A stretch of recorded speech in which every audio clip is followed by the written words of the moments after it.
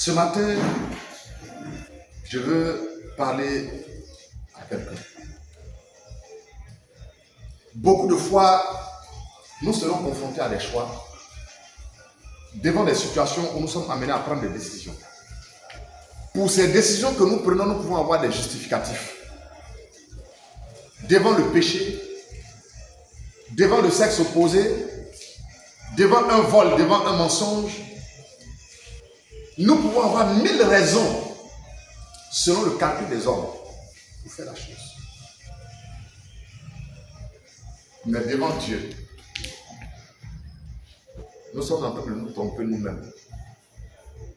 Le fait que Saül ait fait le sacrifice ce jour-là, est-ce que ça faisait que Saül était devenu prophète? Est-ce que ça faisait que Saül était devenu sacrificateur? Non. Et pourtant, il a été rejeté. C'est-à-dire que non seulement il n'est pas devenu ce qu'il espérait devenir, mais il a perdu ce qu'il était déjà. Alléluia. Amen. Bien-aimé, tu peux te retrouver dans une situation de tentation extrême. Oui, tu peux te retrouver dans une situation de tentation extrême. Où c'est compliqué, où c'est difficile de résister. Prenez l'exemple de Joseph. Mais dites-moi, quoi de plus normal pour notre jeunesse d'aujourd'hui, comme Joseph à l'époque, d'accepter simplement la proposition de Madame Potiphar? Surtout que cela pouvait impliquer, pour ne pas dire le refus d'être avec Madame Potiphar pouvait impliquer le fait d'aller en prison ou même de mourir.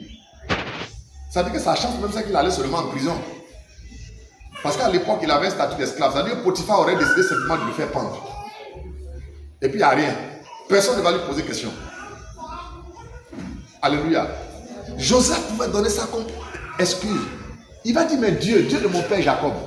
Bon, tu vois, elle est en position de force. Moi, je suis en position d'esclave. Bon, et puis de toute façon, c'est qu'elle me demande de faire là.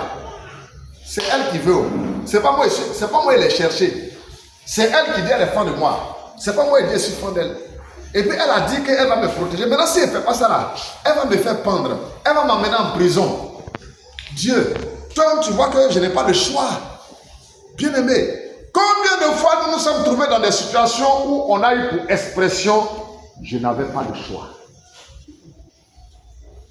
Je n'avais pas le choix.